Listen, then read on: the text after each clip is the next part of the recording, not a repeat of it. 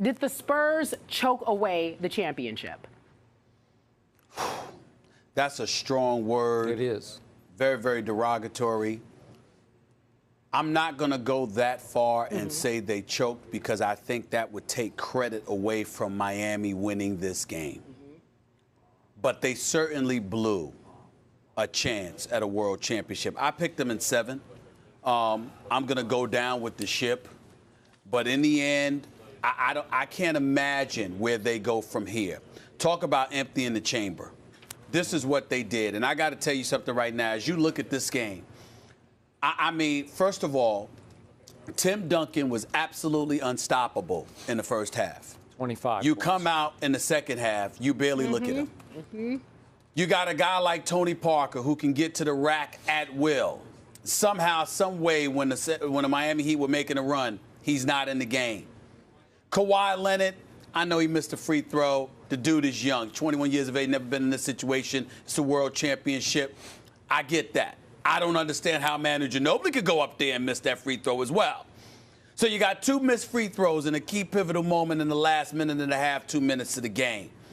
LeBron James, though, 3 of 12 for the first 3 quarters, comes out, says, I'm not shooting any jump shots. I'm going to the rack. I'm going down swinging. That's definitely a plus for the Miami Heat. Ray Allen just validated his Hall of Fame, credentials, because he did what he was brought here to do, what he's been paid to do all of these years, and what he basically has done throughout his illustrious career. Eric Spoelstra making the decision to pretty much bench Dwayne Wade and Chris Bosh, because Chris Bosh only played 5 minutes in the fourth quarter. Dwayne Wade only played 3. And the way they were playing offensively, dare I say, they deserved to be sitting on the bench. The way the unit was playing without them. Okay? Even though they both came in and they showed there are different ways to skin a cat. There are different ways to win. They both played big-time defense when it counted most and deserved credit for that. But offensively, they were virtual no-shows. Yep.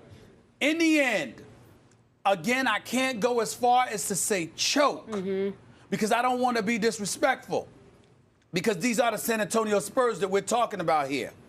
But I will go as far as to say this, and we will get into this later.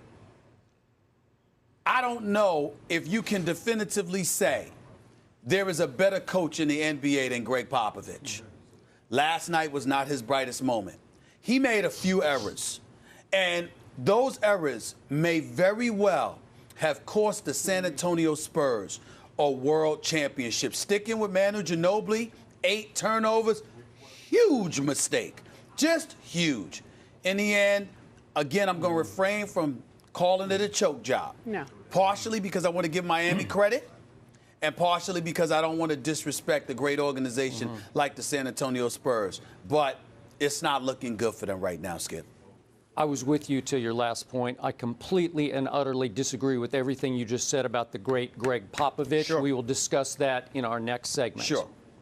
Now back to the choke question. It is hard for me to call this game the greatest I've ever watched. Thank you. Yeah, I'm gonna do that too. I'm already in a foul mood, so can I ask the control room to please quit speaking in our ears and distracting and disrupting our flow here? I just sent them a message about it, and they didn't hear it. Go ahead. Thank you. It's hard for me to call this the greatest finals game I've ever watched, because it became the saddest finals game I have ever watched. And I'm the first to admit I am a longtime Spurs supporter, but the San Antonio Spurs had their 5th NBA championship firmly in their grasp. 5-point lead with 28 seconds left. Come on, 5 up, should have been 6 up with 28 seconds left, and they let it slip away. You are right. The C word, choke word, is a derogatory, foul, harsh word. I'm going to apply it today to a man I have loved for many, many years, Manu Ginobili. He choked on his first free throw. He was playing another nightmarish game, but he does have 3 rings, and he has 1 gold medal that he drove Argentina to win as the driving force. And if nothing else, Manu Ginobili with 28 seconds left can make the first free throw. He did make the second, but if he makes the first, they're up 6 with 28 seconds to go, and I'm pretty sure we're having a very different discussion right here, right now. That's fair. I'm going to let 21-year-old Kawhi Leonard off that hook. Yes. Okay. This was his first finals. And he was playing the game of his life. Yes, he was. 22 points and 11 rebounds and 0 turnovers in the whole game. He just missed his free throw. The first moment was just a little too big for that poor kid. And he stepped up, and at least he got the ball up on the rim. Right. But you could just see it. He was quivering a little bit, and you just knew it wasn't going to go down. But in his defense, he gathered himself and stepped up and did make the one that did help force the overtime. And he's 21. He's young, never been in this situation before, and give him a lot of credit for that. Yeah. Okay, now, bigger picture. All that said, 2 huge missed free throws. And again, you can call me a Spurs apologist if you wish.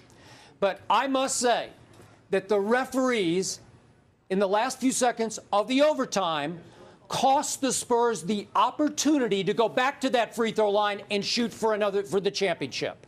And they did so because Manu Ginobili, as poorly as he was playing, had the guts to take it to the rack to try to get to the free throw line and shoot the free throws. And I'm sorry, Ray Allen hacked him at least twice on that drive, and the refs swallowed their whistles. He deserved to shoot 2 free throws, 1 to tie and maybe 1 to win.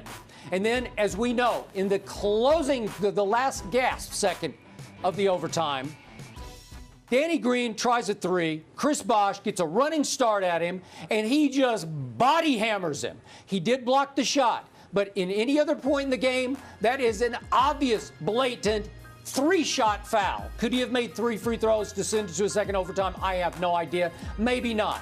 Did I expect the call to get made there?